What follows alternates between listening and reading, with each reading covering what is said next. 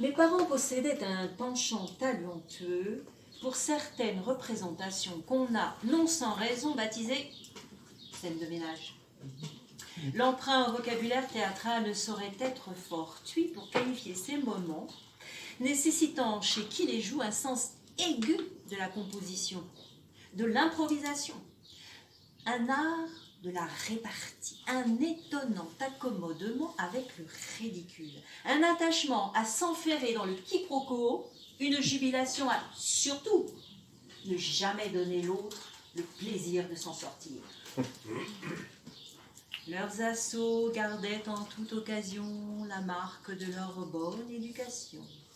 Jamais d'excès de décibels, jamais non plus de grossièreté ni d'insultes, mais des mots d'une extrême froideur, dans lequel, enfant, je relevais souvent une profusion de S qui, rapidement, me sembla évoquer la lettre la plus redoutable de l'alphabet, alors que dans le même temps, le P, le Q, provoquait chez moi des rires plutôt bas. Si je ne saisissais qu'insuffisamment le sens des sons qui suintaient lors de leurs assauts assourdis, je compensais ce handicap par une attention particulière envers leurs gestes, plus accessible et d'une drôlerie à se rouler par terre. Mes parents disposaient d'un formidable arsenal de postures, de simagrées, de grimaces, plus discrètes, plus actor studio chez mon père, qui donnait de bon cœur dans le tic minimaliste.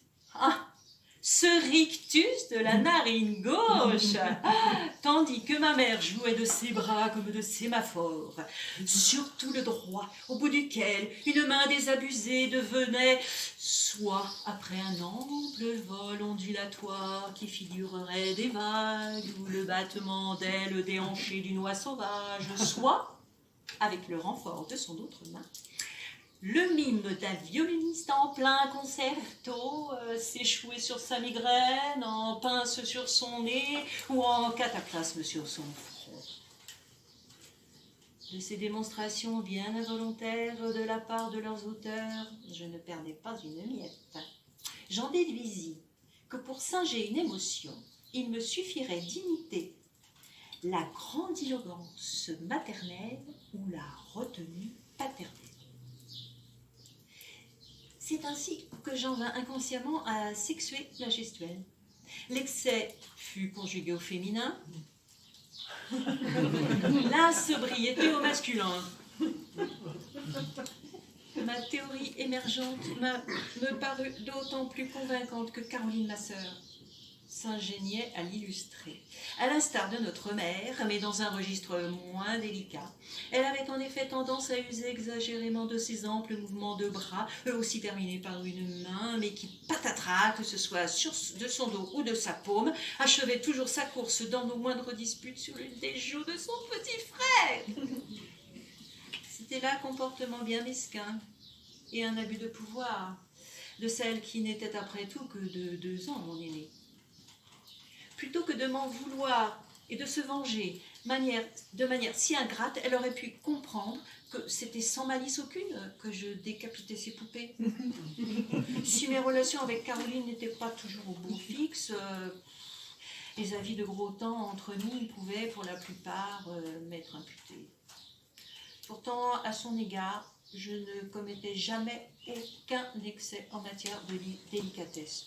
Comme le jour où, après lui avoir désossé ses baigneurs, je lui fracassais son épicerie miniature pour en faire la maquette d'un cirque. Elles m'ont voulu l'espace d'un beau pif qui me mit le nez en compote. À n'en pas douter, cette sœur deviendrait boxeuse ou lutteuse ou catcheuse ou karatéka, enfin un de ces métiers d'essence romantique où on ne se laisse pas enquiquiner par le premier petit frère venu. Parfois elle me lançait « T'es pas un peu zinzin ?» Je lui répondais « Ben, comme maman et papa. » Mais revenons à mes parents. Ils s'adonnaient au soliloque quand, au bon mi-temps d'une de leurs scènes, l'un ou l'autre rompait pour adresser un aparté au garde-manger ou au poste de TSF sans que l'adversaire l'entendît. J'en déduisis donc qu'on pouvait converser avec les objets, les meubles, sa lampe de chevet, ses chaussures, mais seulement à voix basse et en n'acceptant jamais de dévoiler ses confidences, même si en face de vous, quelqu'un de probablement mal intentionné vous enjoignait de répéter ce que vous aviez avoué, par exemple, au frigidaire. Si je comprenais bien que la révélation faite au frigo n'avait absolument aucune vocation à être rapportée à quiconque sous peine de trahison, je m'étonnais quand même de l'entêtement à s'adresser à quelque chose qui ne répondait jamais. Ce n'est que bien plus tard que j'apprendrai que l'essentiel quand on parle, c'est que vos mots arrivent quelque part, quitte à ce que ce soit dans un frigidaire. À celui-ci, moi-même, je recourais souvent, comme au seau à charbon, au pot à confiture, au lavabo.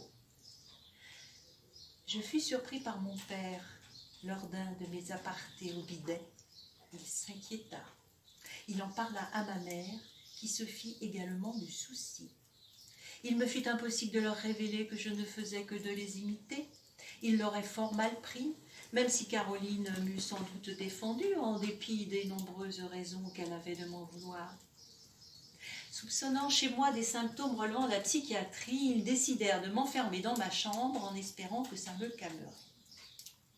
Très rapidement, je me mis à parler à mon mécano, à mes voitures Digi Toys, à mes puzzles, mes livres, mes peluches, mon lit, ma commode, mes étagères.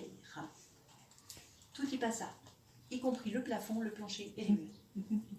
Ne restait plus que mon armoire.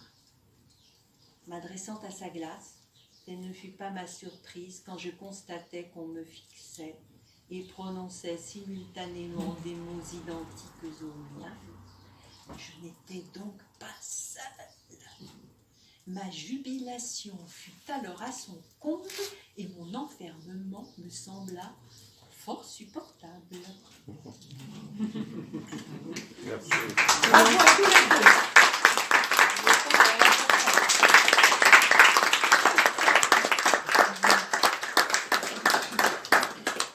Merci pour votre Merci écoute. beaucoup. Merci. Bravo. Costume. Très émouvant.